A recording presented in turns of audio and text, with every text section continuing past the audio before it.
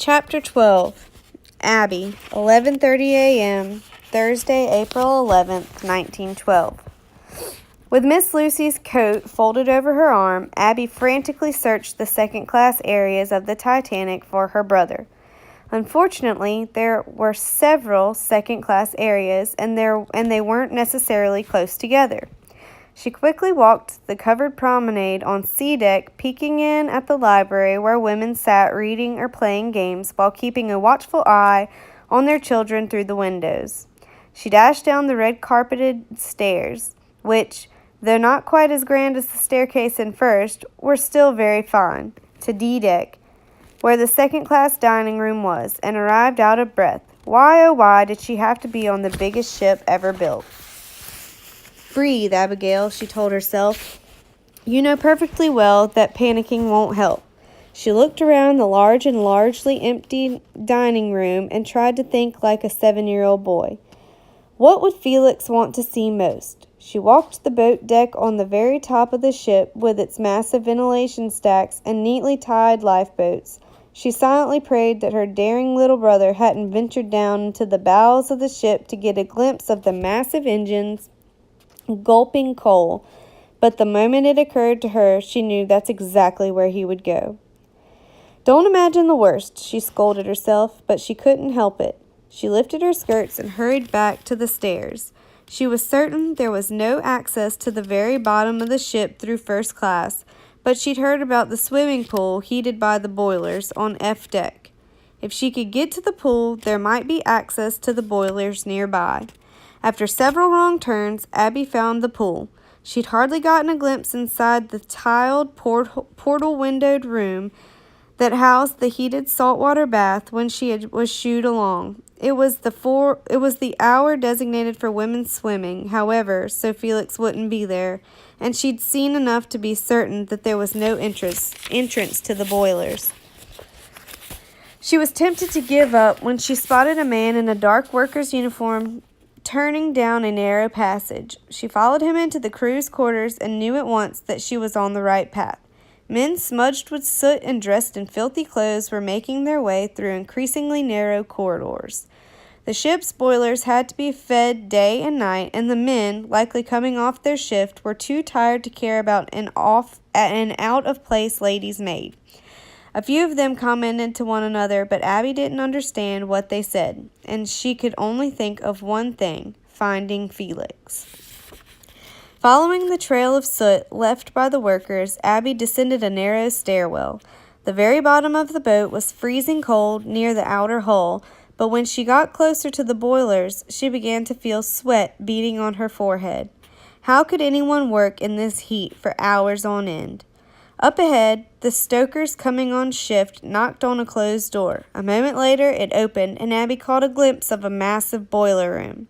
5 enormous, two-sided drums glowed fiery red inside, while rugged-looking men shoveled in coal and carted wheelbarrows filled with the black fuel. The workers looked minuscule next to the huge furnaces. The man at the door gave Abby a funny look, but she already knew she would not be allowed in. I'm looking for my brother, she yelled over the deafening noise of the fire and the engines. The man looked confused for a moment, and Abby held out a hand to show Felix's height. A boy, she yelled again. Suddenly understanding, the man grinned and nodded. Abby felt her heart swell with hope and hugged the coat she still had close to her chest. He had seen him. He pointed a dirty finger at the ceiling. Yes, Felix had come down, but he wasn't here any longer. He'd sent him back up. Oh, and after she'd come all this way. Abby forced a smile and nodded her thanks. She felt dizzy and wasn't sure whether she should be relieved or worried. When she got her hand on her brother, if she got her hand on her brother, she would hug him and throttle him in equal measure. But she would have to halt her search for now and return to her duties, or risk drawing Miss Lucy and Miss Elizabeth's suspicions, if she hadn't already. By the time she got to the base of the grand staircase, she was so exhausted she decided to ride the electric elevators.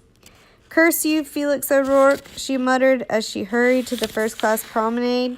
She spied Miss Lucy and Mistress Elizabeth almost immediately, relaxing on lounge chairs in the early afternoon sun. She was about to approach when she realized with annoyance that she was still holding Miss Lucy's coat, the one she was supposed to take back to the still untidied stateroom. She could not be seen with it, or Miss Lucy would surely wonder what she'd been doing all this time. She folded it neatly over the back of a chair to retrieve later, not a moment before Miss Lucy spotted her. "Abigail," Miss Lucy called cheerfully. Abby willed her pounding heart to be still and made her way over to the Miles women, relieved that they did not seem upset over her long absence. In fact, they were in high spirits. "You were so right, O'Rourke," Lady Miles announced as she approached. "All this fresh air and sunshine is making me feel renewed." Abby smiled genuinely, but saw that Miss Lucy looked concerned. "Should we go in for lunch?" she asked. "We mustn't overdo." Lady Miles tugged the brim of her hat down to better shield her face from the sun and turned to her daughter.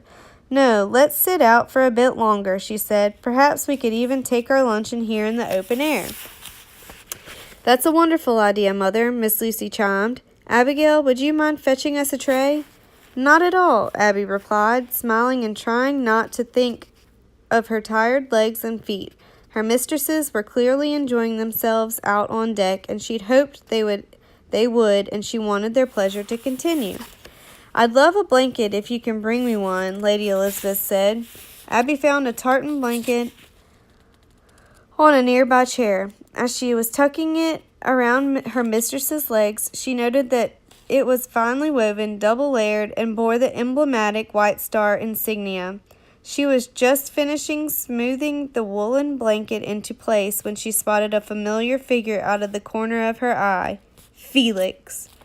Abby's mouth gaped open. She quickly tried to position her body between her employers and her brother to block their view, but as she did, her horror was amplified. Felix was not alone here in first class. He was being held up to the rail by the handsome steward, the same one who had caught her talking to her door not a day before.